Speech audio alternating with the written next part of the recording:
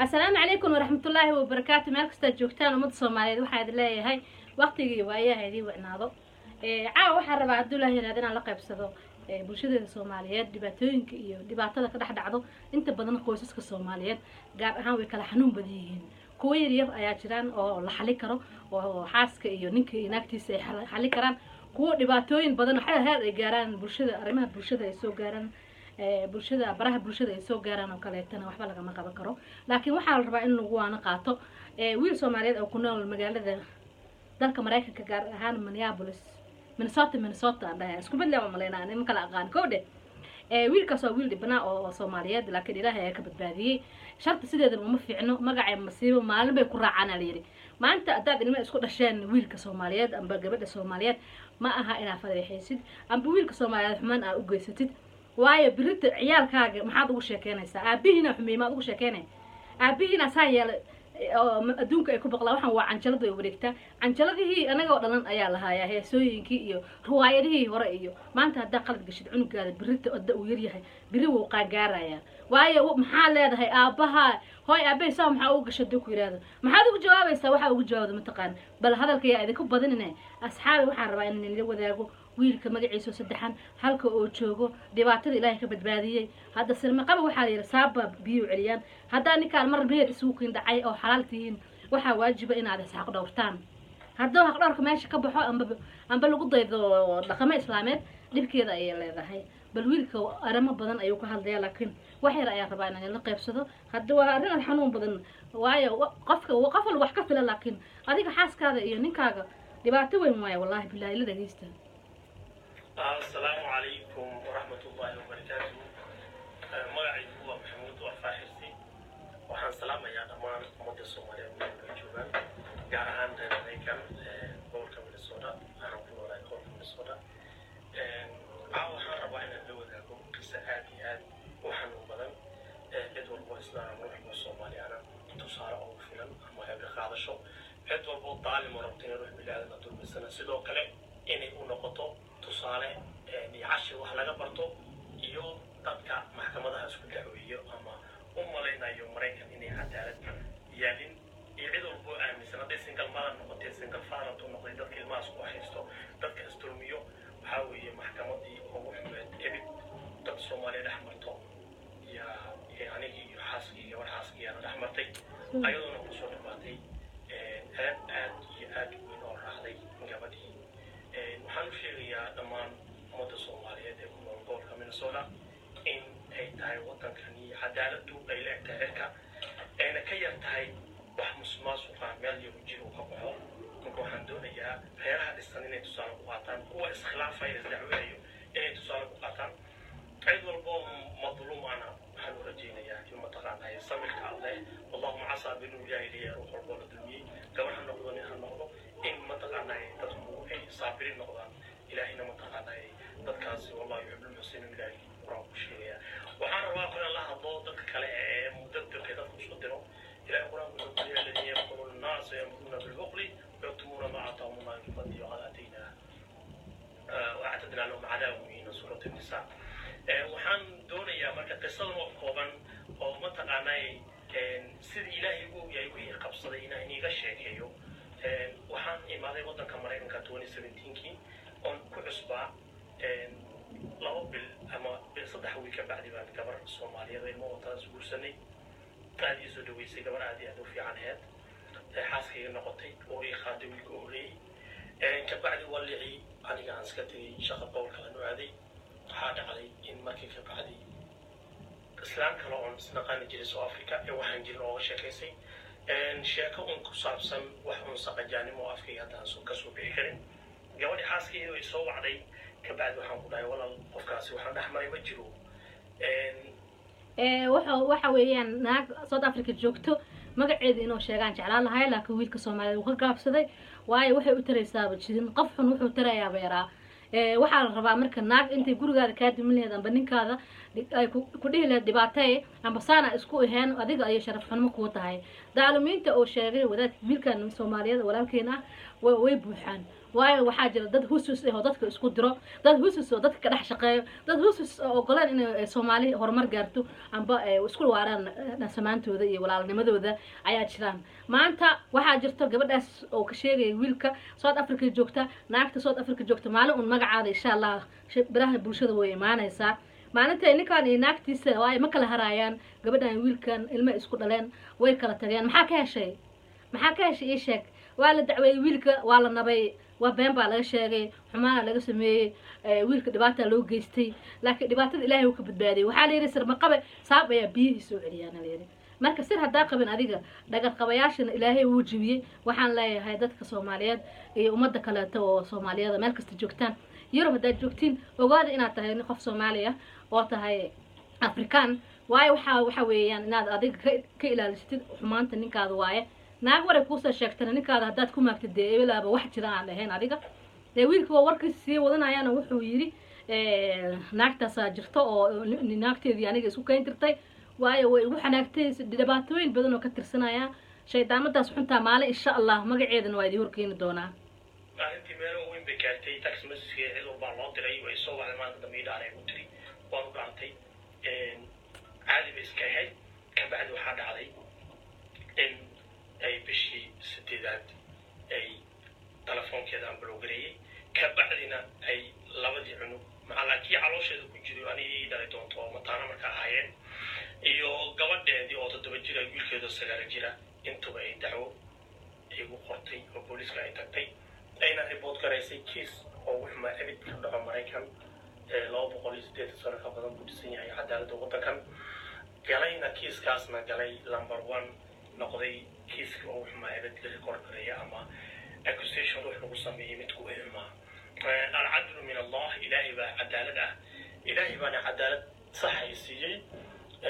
نبي محمد صلى الله عليه وسلم وحلو يري وليحكم أهل الإنجيل بما أنزل الله فيه ومن لم يحكم بما أنزل الله فأولئك هم الظالمون عدالته معنيه ما كان الله لا أهل الإنجيل هو ضد النبي عيسى كل حكم وإلهي كوسود الجي إن عدالة نصرات وحنا عدالة وحسمين إننا وظالم وفاسق dadkaasi ayagoo kristaan ah ayagoo mataqaanay dad aan u kala leejadnay kula mudnahay iyo waxay mareen cadaalad ama ay sameeyeen kiiska marka la furay intaan maqnaa oo aad iyo aad ugu mahadcelinayo ninkii boodka qoray booliski county ciyaalkii mataqaanaa kuwa u dooday MCRC la dhaho MCRA la dhaho iyo dhamaan muddo ka qayb qaatay expert noqotay xil walba ayagoona hal yar wax walba ay ku hadashay gabadha xaaska iyo ilmaheeda gooni loo qoray ساعتين كهذين واحد ربنا ملوا وريك بعدين الله سوق هذا واحد كهذا شيء واحد نوتري قول اللقاء غريفيون لا تطوري ما توحن دنيا مهمة إن نفيدو من صوته ما هنا جودا ولا شيء حاسكي عن أبى استمعن ما هنا متقنعي عن كتب التوه وسميسي أنا وعفي أنا وقع معك حرام ولله عليا سؤالية كان لله والله والعفي ساعد ولنا لما عارفين كيسكي ونقصر ما لا ترى اللي عادوا أنا كوليستو محكمة بقول كيو بقول رايني كان مظلوم ويوعنا قفت بعد الضرب وحنا ما كقصة عقوبة واحد عين waxa weeyaan horta dagaal iyo muslimku ma xirno qofka oo fakinka ah amba qofka xun kuma xirno gaal iyo muslim cadaaladana qofka Ilaahay ka cabsanayo bil aadan ah oo xadana muslim oo yahay cadaaladda laga rabaa qofka bil aadnimo oo ayo ku fiirinayaan ninka gaalka ah amba cadaanka ah wuxuu ku leeyahay xuquuqdeeda lagu mutufanayo oo ku ilaalinaya laakiin dadkii muslimka ahaa oo walaalaheen ahaa maanta maxay sameeyeen maxaas ku dhacay dambi wiilkan lahayn dambi oo qalad oo gelin ya oo xaaskiisa wili jecel yahay hadda maadaama asaga ayaa sheegi doona wixii jiro meedii hor dhacaya laakiin waxa waa mataqaanaa shaydaanka malaha gaal iyo muslim wixii Ilaahay ka cabsanayo horta qof Ilaahay ka cabsanayo reer muslim ma badumi lahayn waayo qof muslimna guri muslim dumiyo qof bil aadanna ma jecla dhibka bil aadanka kaleeta ma fahanteen marka xumaamo inta xun ayaa xun ma fahanteen baastarada indhaha xun dadka say u gashaa dana waxay u sameeyay dhibaatada kaleeta waa dhageysi doontaan wax akhlaaq xumo wax diinteena ku xumo wax dhaqankeena ku xumo waxaan doonayaa anoona ka xishoonaynin wax walba la qoray inaan halka idin ku sheego anoonan fadeexeen iyo cabbaarin iga heen ninka cabbaaraysan ee fadeexaysana maceebaysan waa aniga ma ceebaysni gabadhaasna ma kala go-ayno mataqaanaa ilma ii haysaa weligaana ma kala go-ayno labaron waxaana cafin doonin oonan dadkan daalimiinta ee gabadha u sheekeeya ama cid walba oo kiiskaa ku lug laheed oo la diyaarisay dacwadaas wallahi ma cafinayo waan isgaranaya magacyadooda waxaan waa isgaranaysiin inda buurbuuriyaal shayaadiin iyo dhammaan walaaladeydii muslimiintaha ama qabiilkeygii gaar ahaan reewaas khalaf wanaagii lii sameeyey dhammaan ogaadeen oo idil waan u mahadcelinaya meel walbay joogaan ilaa nabaraska ilaa iyo minnesota intii soo duceysay waan u mahadcelinayaa boqolkiiba boqol ilaahay khayr aan siiyo masaajidada sidoo kale waxaan kaloo u mahadcelinayaa lawyerkayga j matthew julie heidi iyo dhammaan estin iyo expertkayga dr mcori iyo dr reed dadkaasoo cadaalad fiican ii sameeyey almost 6 ruux bay haayeen oo qaada videoga gabadhii markii meesha la geeyey waa la waraystay tabtii hooyada u sheegtay bay sheegtay waxaa la maxaad ogeysiiyey xageed ku aragtay weligaa ma aragtay waxay tiri yes my uncle adeerkay abtigay oo filin galma daawanayo ayaan arkay dhowr mar hooyadiina u sheegay waxbay ka qaboobay abtigeen oo wadanka la joogo walaalkaale waa wasaqay wadanku jooga abtigeeda meesha soo galay alcadlu min allah taas oo ah dulamka ah meeshii anigii laga rabay maadaama uu maqnahay waxay tiri abtigay baa filinkani aan la daawaday abtigii lama waraysanin lama raadin dib looma dabagelin sidii baa loo xiray kabacdi wiilkeedii oo 9 jira bay sii qaaday wiil aad iyo aad u wanaagsana wiilkii waxay geysay booliiska meeshii geyn dooblo kabacdi markaan sii maqnahay wiilkii cunugeeda dhashay waaya eedoo garoob ah wiilkan wuxuu guursaday eedoo garoob ah laba cunug wadato amba caramal siday soomaalida u taqaanaa laakiin maxaa haqa ayaa dilaacay gabadheedii ayaa waxaa la weydiiyey su-aalooyin waa ogtihiin markii oo maxkamad la horjoogo dheeldheel maahan iyo soo ordna maahan ninka oo shaydaanka wuu la gabayaya wuu ku dhacaya ninka fiican oo cadaaladda iyo bini-aadamnimadana way ka boodaysaa marka gabadhan sirtay rabtay walaalkeeda ilaahay ku gudiyey sab filin ayo maalin kasta oo afkeena waxaa soo qaban karin ayaa isla fiirsan jirnay tiri yaa isla fiirsan jirteen abtiga isla fiirsan jirnay abtiga kee waaye naagta waxay tiri kee maqnaay waaye karood ku dil sambabweyn ase waxay tiri kee maqnaay waaye kan ma ahan kaas waaye kii kale wiilkaanaaba loo maleynayo mogtahay cunuga muxuu yidhi cunuga adeerka uu u ahaa ila dhagaysta asxaabe ilaahay hadduu ku fadeexeynayo fadeexadaada ma qarsoomayso maalinna insha allah naagta xuntaa reerka kala dirtaa ciilkeedii ahaaya hortade وشمية وعرّي وصوص إلا أن شغل كسب بحي عنق وشمنايا وصوص كجري ويلك سيدو قريب وأنا سيقة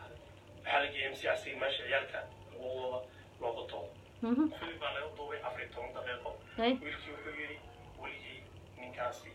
يمون طابن بحمان أنا يوم مصمم نعيد كلاك تطلع يقول أتعب سنيس إن كان يقول أسمبوها ولي بحمان مصمم waxay ku tiri booliska iyo MCRC-ga inaan wiilkan mususho ku jirin waxa marka loo soo cusub iska kaliya ma ayadu waxay wataan jaal abuse ama cunug abuse-gay mususho ku jira inta shaqada ka soo baxay aniga habeen baa shaqeynaya ayada habeen bay shaqeynaysaa labadu waa la soo ogaaday sax marka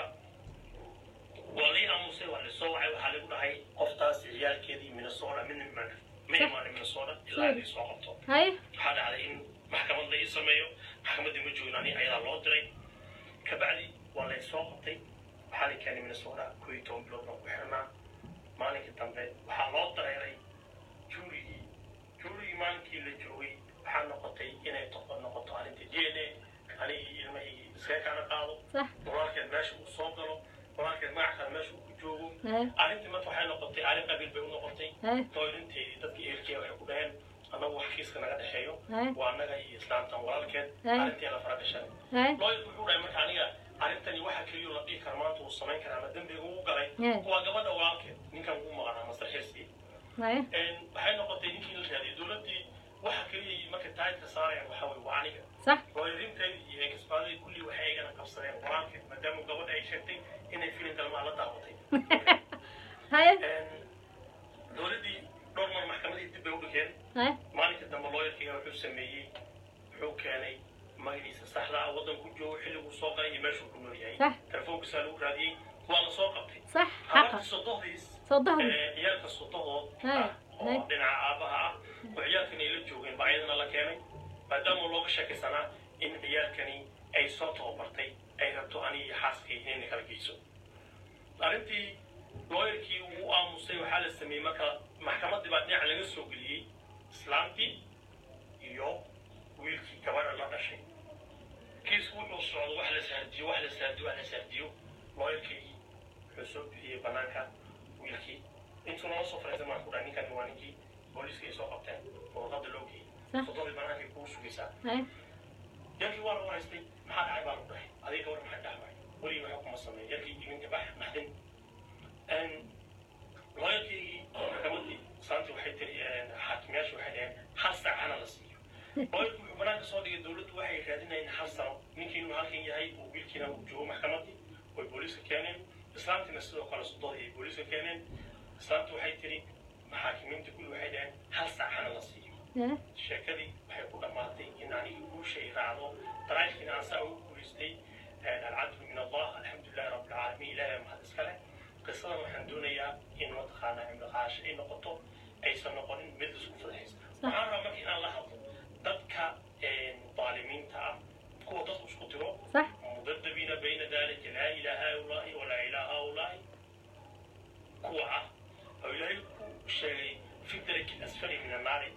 waa dadka mataqaanaa dabaqada hoose ku noolaan doona munaafiqiinta ah horta waxaan leeyahay joojiya tan kale kiiskan cid walboo ka qayb qaadatay iyo cid walboo xarigay ku faraxday waan cafinayaa ilaahayna ayagana cafis ha wastaan gabadhaan walaasha ee xaaskaygaan ahayd ayadana sidoo kale waxaan leeyahay ilaahay u tabad keento ilaahaygii abuurtay ilmahaygana ku abuurayna ha u soo noqoto degdaaf ha warsato waxaan kaloo rabaa dadka inaan u sheego facebookan ku arkay gabadhan ayadoo ila sawiran facebook la soo gelinayo waxaan rabaa dadka inaan ka soco gabadhaa xaaskayga ma aha waa ilmahayga hooyadood oo horaan kala tagnay maalinka kiiskan qortaan yaan furay waa hadda waa xaaskayga ma ahan waxna yaala shay shareecaynin oo lasii aflagaatayn ama waxba lagama faa'iidaayo min allahi bay ka cafisan tahay laakiin cid walba oo dulmigan la gashay weligii ma cafinayo wabilaahi tawfiiq waxaan iga rajaynayaa inaad daarartaan videogan inaad ii sheekaraysaan oo cid walba oo mataqaanaa soomaali ay gaarto si fiican loo daawado wixii wanaagsan laga qaato wixii xun la iska doroobgarayo muhiimadeedu weyn waxaa weeye qoysaska la kala dilayo la kala tuurayo la kala qaybayo wax faa'iida ma laha maraykan cadaalad baa taalo gabdhaha aaminsan in ruux lagu abuse garayn karo aniga tusaalaha lagu qaato cid walba intaasaan ku xirnaa boonkii wuxuu ahaa 300,000 waxaa weeye wax walba waa la sameeyey cid walba furtaan markii dambe waxaa lagu kala baxay sharciga maraykanka waa mahadsantihiin walaalkeena waxaa leeyahay maasha allah xataa beena laga sameeyey waa aragteen naagta xuntaa oo joogto waayo umaleynaya ii sheegay South Africa waxay isku soo dhijisay sawirkii naagta ay kala tageen oo xumaysay ilmaha u dhashay ay haddana isku soo dhijiyo leeyahay haddaa ka dirtay wiilka reerkiisa ka dumiseen haddaa wax kasta ku samayseen haddana ma daba joogtiin facebookiisa beenta ka daaya oo sawiradiisa beenta ka daaya miskiinkaas mustaqbalkiisa iyo waa ku dheesheen iyo hamiga uu lahaa inuu wuxuu rabo inuu aabbo weeyaan wuxuu rabo inuu la noolaado xaaskiisa iyo carruurtiisa mataanaha ah iyo inta gabadha hore usii joogtay iyo inta adeerka uu ahaa laakiin laf dhoogasha waxaa ku noqdeen dadkii gabadha soo sheegaya hadda dadka gabadha wixii xumaantii la rabeen oo dhan aniga kalama aqaan